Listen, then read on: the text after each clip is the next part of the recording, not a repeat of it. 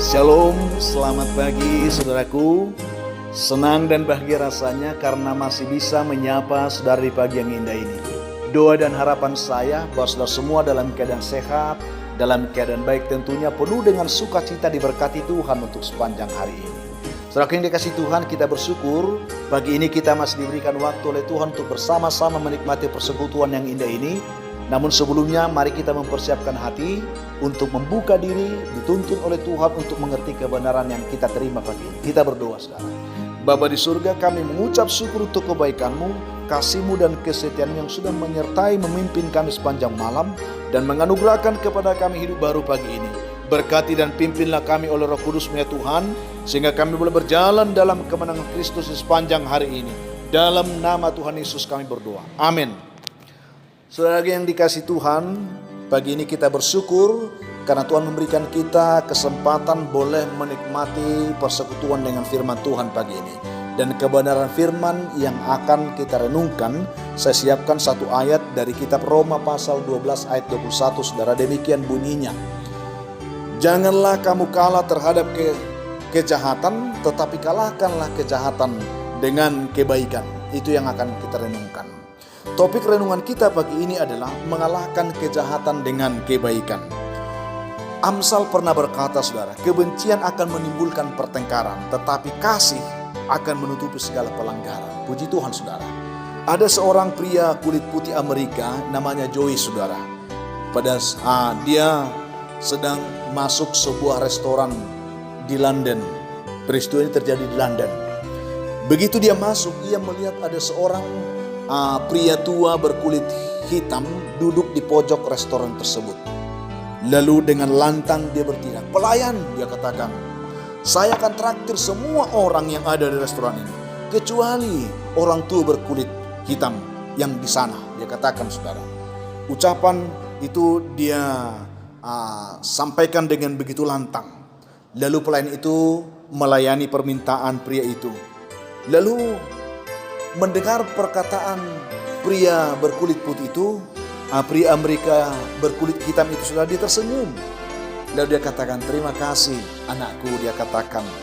Lalu ucapan itu begitu mengganggu pikiran pria Amerika ini saudara. Dia katakan, "Wah, ini ngeledek orang tua ini," pikirnya saudara. Lalu dia menuju bartender saudara. Dia katakan, "Minuman ini gratis untuk semua yang ada di restoran ini, kecuali orang Afrika, orang tua berkulit hitam Afrika itu yang duduk pojok sana. Dia tidak," dia katakan. Lalu sekali lagi orang tua itu bukannya marah saudara, dia tersenyum melihat tingkah pemuda itu karena dia tidak tahu apa masalah sebenarnya. Dia tersenyum, dia kata, "Terima kasih anakku," dia katakan dengan senyum saudara. Lalu Joey si Amerika itu bingung melihat perilaku sikap dari orang tua berkulit hitam itu. Lalu dikatakan dia mendekati pelayan restoran itu. Dia katakan, "Apakah orang tua itu orang gila?" Dia katakan saudara. Lalu pelayan itu katakan, "Tidak pak, dia itu bukan orang gila, tetapi dia adalah pemilik restoran ini," dia katakan. Lalu dia kaget saudara, dia tersentak, dia terkejut mendengar jawaban pelayan itu. Karena orang tua yang dihinanya itu adalah ternyata pemilik restoran di mana dia sedang pamer untuk menunjukkan kesombongannya.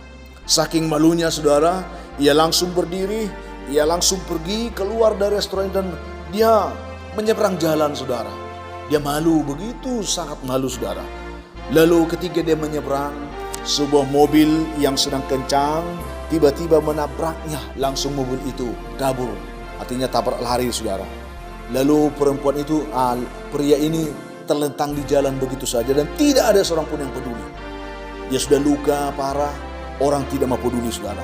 Tiba-tiba pria orang tua berkulit hitam itu, pemilik restoran itu datang keluar dari restorannya. Ya, dia mengurus pria ini, ya, diambilnya mobilnya. Diangkatnya pria ini ke mobil, dibawanya ke rumah sakit, dijagainya, ditungguinya di sana. Lalu sampai pria ini siuman, sadar. Lalu dia ingin cepat bangun, ingin minta maaf kepada pria itu.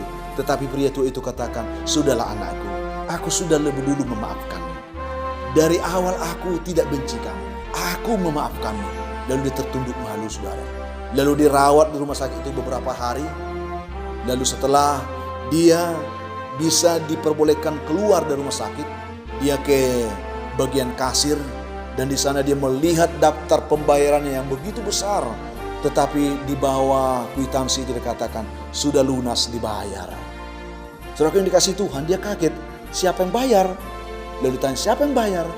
Lalu dikatakan, yang bayar adalah pria tua berkulit hitam yang menunggui saudara sejak saudara dirawat di sini. Dialah yang membayar, ini lunas semuanya. Dia kaget dan merasa malu, saudara. Cepat-cepat dia keluar dari rumah sakit itu. Dia ingin menemui pria itu di restoran tadi. Dia sampai di sana, dia terburu-buru masuk ke restoran dan dia ingin segera menemukan Pak tua itu, saudara. Tetapi ternyata dia bingung karena dia tidak menemukan lagi orang tua itu di sudut restoran tersebut seperti beberapa hari lalu. Lalu dia bertanya, saudara, di manakah orang tua yang biasa duduk di sudut sana? Lalu tiba-tiba ada seorang anak muda berkulit hitam juga. Dia menghampiri pria itu, dia katakan, saya pemilik restoran ini. Dia katakan, lalu dia menoleh, oh tidak, bukan saudara yang saya cari. Yang saya cari adalah orang tua yang beberapa hari lalu dia duduk di sudut sana. Lalu anak muda itu katakan, iya, memang dia biasa duduk di sana. Tetapi orang tua itu adalah bapakku. 5 hari lalu dia meninggal. Tetapi ada saya cari kertas yang dititip kepada saya. Dia katakan, kalau ada seorang berkulit putih mencari saya, berikanlah catatan ini kepadanya. Dia katakan, saudara. Lalu dia kaget, dengan hati gemetar, tangan gemetar, dia menerima dan membukanya, saudara. Dan di dalam kertas itu dia membaca sebuah kalimat. Dia katakan, saudara, ternyata orang tua itu menulis, dia katakan di sana, setiap orang berhak membenci atau menyukai. Itu yang dikatakan, saudara. Bahkan orang yang paling baik sekalipun, tetap saja ada orang yang membencinya. Untuk itu, membencilah hingga kamu benar-benar lelah membencinya. Kaget, saudara. Tersentak hatinya. Lalu dia menangis, saudara. Tiba-tiba dia menangis. Dia menyadari perilakunya yang begitu buruk itu, yang tanpa sebab telah membenci pria yang baik, yang telah menolongnya, memberikan dia kehidupan. Dia menangis, dia memeluk anaknya itu. Aku minta maaf. Aku adalah orang bodoh yang telah melakukan penghinaan tanpa alasan. Aku telah melakukan kejahatan besar, dia katakan. Lalu pria muda itu dikatakan, ayahku pun sudah menceritakannya. Dan sebelum ayahku meninggal, dia menyampaikan hal itu. Dan yakinlah, ayahku telah memaafkanmu jauh sebelum engkau datang, meminta maaf kepadanya saat ini. Itulah yang dikatakan, saudara. Saudara yang dikasihi Tuhan Yesus Kristus, apakah dengan mendengarkan renungan ini, kita masih mau menyimpan benci, dendam, marah kepada siapapun orang-orang di sekeliling kita? Apakah saudara saat ini sedang digerogoti oleh rasa kebencian, amarah, dendam atau apapun? Lewat renungan ini, saudara, firman Tuhan katakan, janganlah engkau kalah terhadap kejahatan, kalahkanlah kejahatan dengan kebaikan. Belajar dari seorang tua yang luar biasa dalam renungan ini. Walaupun orang itu telah menghinanya, dia tetap melakukan hal yang baik. Dan pada akhirnya firman Tuhan katakan, ketika kita melakukan itu, jika saudaramu lapar, beri dia makan, jika ia haus, beri dia minum. Dengan berbuat demikian, kamu menumpuk bara api di atas kepalanya, dan dia akan merasa malu. Dan kalau Tuhan berkenan, dia akan sujud di kaki saudara untuk meminta ampun, meminta maaf. Tetapi kalaupun tidak, mari kita selalu menjadi pribadi yang selalu bijak untuk memberi maaf sebelum orang minta maaf, saudara. Lakukan yang baik, jangan yang jahat. Karena itulah yang kita dapatkan pada pagi hari ini. Saya tidak tahu seberapa banyak orang yang mungkin akan melakukan hal yang menjengkelkan bagi kita, menyakiti hati kita, yang tidak kita sukai. Tetapi dengan kebenaran ini, kita diajak untuk selalu mencerminkan kebaikan, melakukan kebaikan, menjawab setiap kejahatan dengan kebaikan, membalas kejahatan dengan kebaikan. Dengan demikian, saudara, dengan selalu kita berbuat baik, maka nama Tuhan dimuliakan, Tuhan akan semakin mengenal Kristus dalam hidup mereka melalui kita. Dan mereka akan tertuntun menjadi pribadi yang juga mencintai Tuhan seperti saya dan saudara. Itulah renungan kita pada pagi hari ini. Kalahkanlah kejahatan itu dengan kebaikan. Itu intinya. Tuhan memberkati saudara. Kita berdoa. Bapa di surga, terima kasih untuk kebaikan-Mu yang menyapa kami lagi saat ini. Dengan kebenaran firman-Mu yang begitu indah yang menyapa kami. Berkatilah kami semuanya. Mungkin akan ada banyak hal yang tidak menyenangkan kami, menyakiti hati kami, menduka citakan hati kami. Tetapi dengan kebenaran ini kami dituntut untuk mengalahkan kejahatan dengan kebaikan. Berkati setiap umat Tuhan dimanapun mendengarkan renungan. Yang lemah Tuhan kuatkan. Yang berbeban berat Tuhan berikan mereka kelegaan. Yang bergumul karena sakit penyakit berikan mereka pertolongan dan kesembuhan. Yang mengharapkan pekerjaan, Tuhan buka lapangan pekerjaan bagi mereka. Yang mengharapkan jodoh, Tuhan berkati juga mereka. Yang mengharapkan keturunan, diberkatilah mereka dalam nama Tuhan. Anak-anak kami yang sedang bergumul dalam pendidikan, berkati mereka dalam pendidikan masing-masing mereka dimanapun mereka. Biarlah kiranya kasih setia Tuhan menyertai. Masih banyak umat Tuhan yang sedang bergumul hari ini. Biarlah mereka juga boleh tolong Tuhan dalam nama Tuhan Yesus. Amin.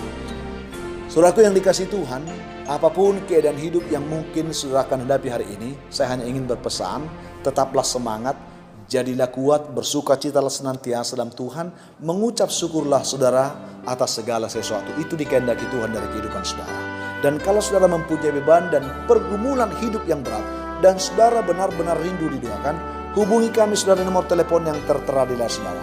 Kami siap membantu mendukung saudara dalam doa. Dan tetap berharap saudara akan membantu kami juga untuk membagikan, men-share renungan ini, supaya ada banyak orang yang juga boleh diberkati Tuhan seperti saudara hari ini. Itu harapan kami saudara. Akhirnya saya Pendeta Linti Dongoran, Pendeta GKP Jemaat Khusus Horisan Medan, menyampaikan sampai jumpa di kesempatan lain. Tuhan memberkati saudara. Shalom.